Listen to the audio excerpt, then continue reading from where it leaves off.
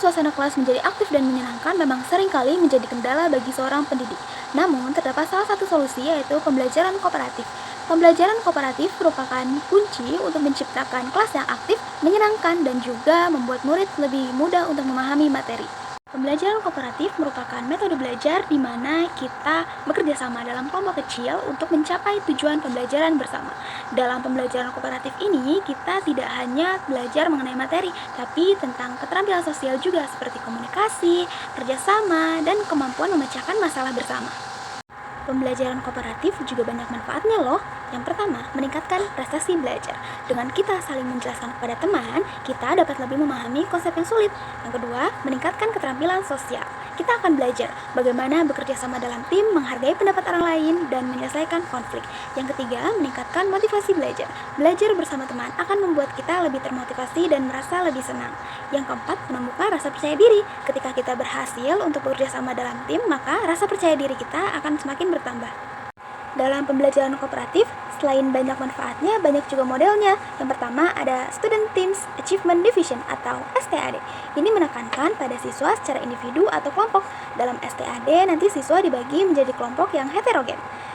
Tahapannya, yang pertama, guru menjelaskan materi secara keseluruhan, lalu nanti siswa dibagi menjadi kelompok kecil yang heterogen, dan nanti setelah itu setiap siswa akan diukur kemampuan pemahamannya dengan kuis pribadi atau kuis individu.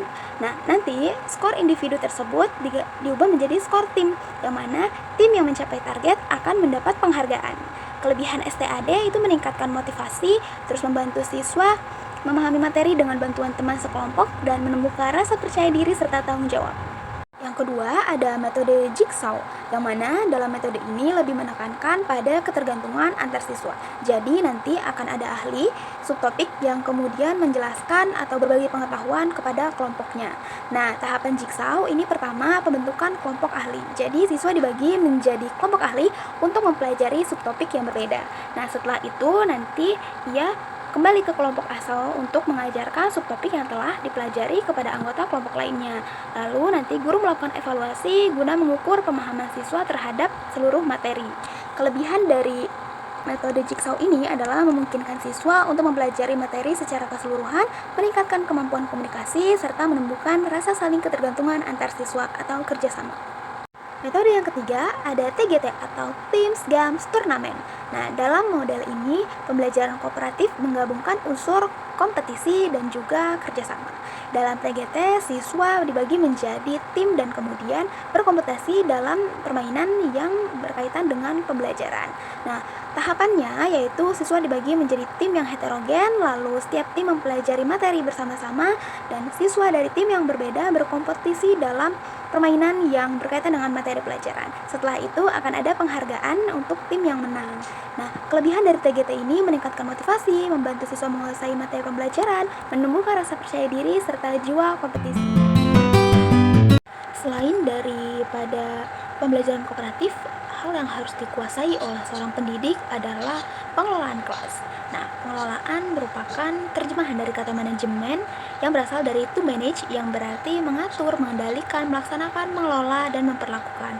Namun, karena kata tersebut sudah diserap dalam bahasa Indonesia, yaitu manajemen, yang istilahnya sama seperti pengelolaan, yakni sebagai proses koordinasi dan mengintegrasikan kegiatan kerja agar dapat diselesaikan secara efisien dan efektif. Nah, secara umum, pengelolaan kelas ini merupakan serangkaian upaya yang dilakukan oleh seorang guru untuk menciptakan lingkungan belajar yang kondusif, efektif, dan menyenangkan sehingga tujuan pembelajaran dapat tercapai secara optimal. Dalam pengelolaan kelas, ada faktor-faktor pendukung yang mendukung dalam pengelolaan, yaitu faktor internal dan faktor eksternal. Faktor internal berasal dari dalam diri siswa yang mencakup karakteristik individu, yang mana setiap siswa memiliki karakteristik yang berbeda, seperti kepribadian, minat bakat, motivasi, dan tingkat kecerdasan.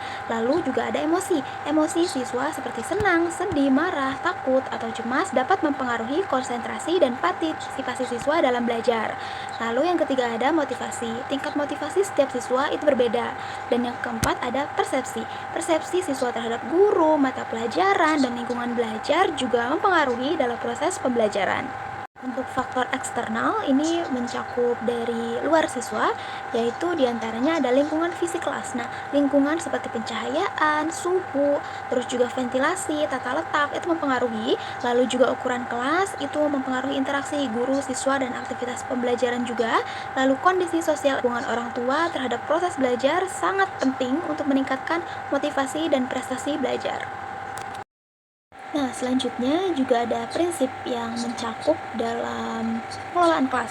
Yang pertama ada hangat dan nah ini diperlukan dalam proses belajar mengajar, yang mana dengan adanya suasana kelas yang hangat dan antusias akan tercipta pengelolaan kelas yang berhasil. Lalu juga yang kedua ada tantangan.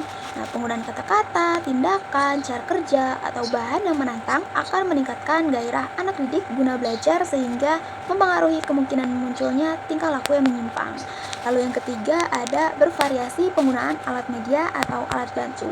Nah, gaya mengajar guru, pola interaksi antar guru dan anak didik akan munculnya gangguan apa yang disebutkan di atas merupakan kunci untuk tercapainya pengelolaan kelas yang efektif dan menghindari kejenuhan. Lalu yang keempat ada keluasan. Keluasan ini tingkah laku untuk mengubah strategi dan mencegah kemungkinan munculnya gangguan anak didik serta menciptakan iklim belajar mengajar yang efektif. Yang terakhir ada cakupan ruang lingkup yang mencakup pengelolaan tata lingkungan fisik kelas, yang artinya lingkungan fisik kelas harus bersih, sehat, dan selain itu pengaturan tempat duduk juga harus disesuaikan dengan kondisi kelas. Yang kedua, pengelolaan dan penegakan disiplin kelas. Pengelolaan disiplin dimaksud sebagai salah satu upaya guna mengatur atau mengontrol perilaku siswa untuk mencapai tujuan pendidikan. Lalu yang ketiga, pengelolaan perilaku siswa. Perilaku siswa merupakan masalah karena terkait erat dengan efektif belajar dari kedua siswa dan perspektif guru. Maka dari itu, pengelolaan perilaku siswa sangat penting. Dan yang terakhir ada pengelolaan konflik di dalam kelas. Pengelolaan konflik dalam kelas bertujuan untuk menghindari terjadinya ketidakkondusifan kelas dan interaksi yang kurang kondusif antara siswa dan pendidik. Selain pengelolaan kelas dan pembelajaran kooperatif, hal lain yang harus dipahami dan dimengerti oleh seorang pendidik adalah psikologi belajar dan pembelajaran. Nah, psikologi belajar ini merupakan ilmu pengetahuan yang berusaha mempelajari, menganalisis prinsip-prinsip perilaku manusia dalam belajar dan pembelajaran.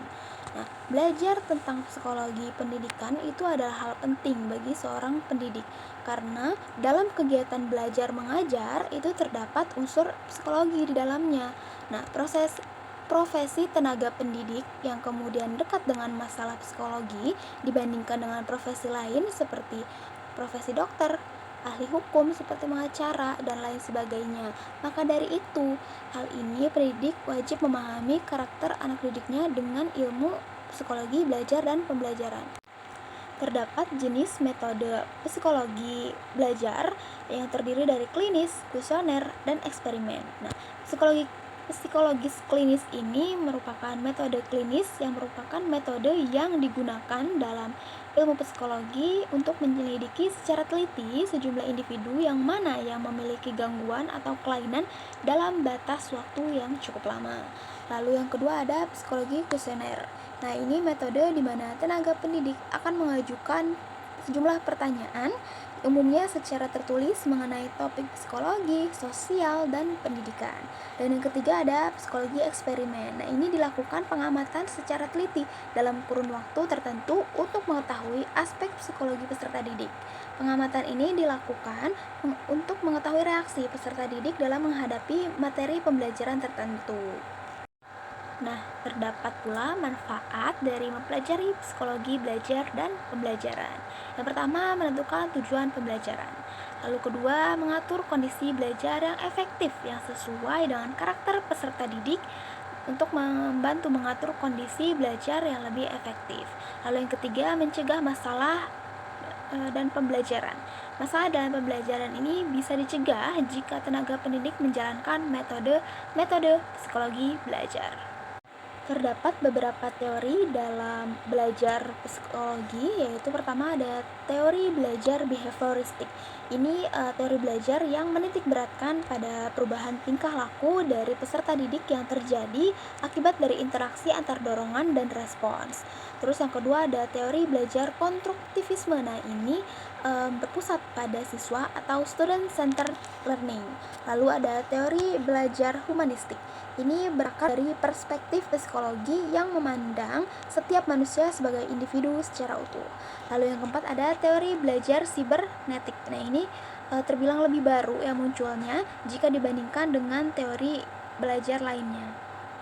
Dari ketiga topik yang sudah dibahas, yaitu pembelajaran kooperatif, pengelolaan kelas, hingga psikologi belajar dan pembelajaran, itu kita tahu bahwa ketiga hal tersebut saling berkaitan.